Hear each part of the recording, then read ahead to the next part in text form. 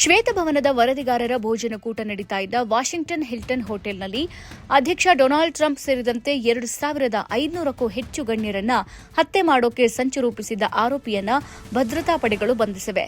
California ಮೂಲದ 31 ವರ್ಷದ ಕೋಲ್ ಥಾಮಸ್ ಅಲೆನ್ ಎಂಬಾತನೇ ಈ ಸಂಚಿನ ರೂವಾರಿ.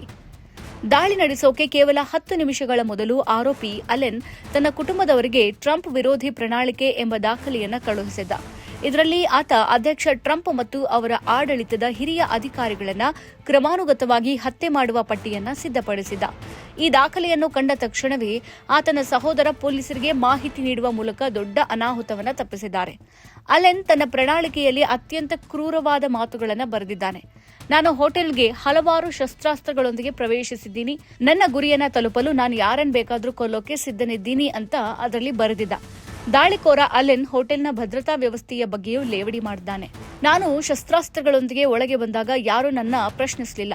ಭದ್ರತಾ ಸಿಬ್ಬಂದಿಯ ಗಮನವೆಲ್ಲ ಹೊರಗಿನ ಪ್ರತಿಭಟನಾಕಾರರ ಮೇಲಿತ್ತೇ ಹೊರತು ಒಳಗಿರುವವರ ಮೇಲಲ್ಲ ಅಂತ ಆತ ತನ್ನ ಪ್ರಣಾಳಿಕೆಯಲ್ಲಿ ಬರೆದಿದ್ದ.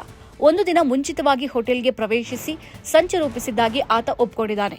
ಟ್ರಂಪ್ ಮತ್ತು ಅವರ ತಂಡವನ್ನ ಪಟ್ಟಿಯಲ್ಲಿ ಸೇರಿಸಿದ್ದ ಆತ ಎಫ್ಬಿಐ ನಿರ್ದೇಶಕ ಕಾಶ್ ಪಟೇಲ್ ಅವರನ್ನು ಮಾತ್ರ ಗುರಿಯಿಂದ ಹೊರಗಿಟ್ಟಿದ್ದ.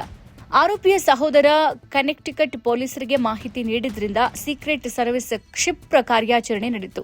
ಅಧ್ಯಕ್ಷರು ಕುಳಿತಿದ್ದ ಬಾಲ್ ರೂಮ್ ತಲುಪುವ ಮೊದಲೇ ಭದ್ರತಾ ತಪಾಸಣಾ ಕೇಂದ್ರದಲ್ಲಿ ಅಲೆನ್ ಅನ್ನ ಸೆರೆ ಹಿಡಿಯಲಾಯಿತು. ಅದೃಷ್ಟವಶಾತ್ ಒಬ್ಬ ವ್ಯಕ್ತಿಯ ಕ್ರೂರ ಮನಸ್ಥಿತಿಯ ಫಲವಾಗಬೇಕಿದ್ದ ಭೀಕರ ದುರಂತ ಸಮಯಕ್ಕೆ ಸರಿಯಾಗಿ ಮಾಹಿತಿಯಿಂದ ತಪ್ಪಿದೆ. ಅಮೆರಿಕದ ಉನ್ನತ ನಾಯಕತ್ವದ ಭದ್ರತೆಯ ಬಗ್ಗೆ ಇದು ದೊಡ್ಡ ಎಚ್ಚರಿಕೆಯ ಗಂಟೆಯಾಗಿದೆ.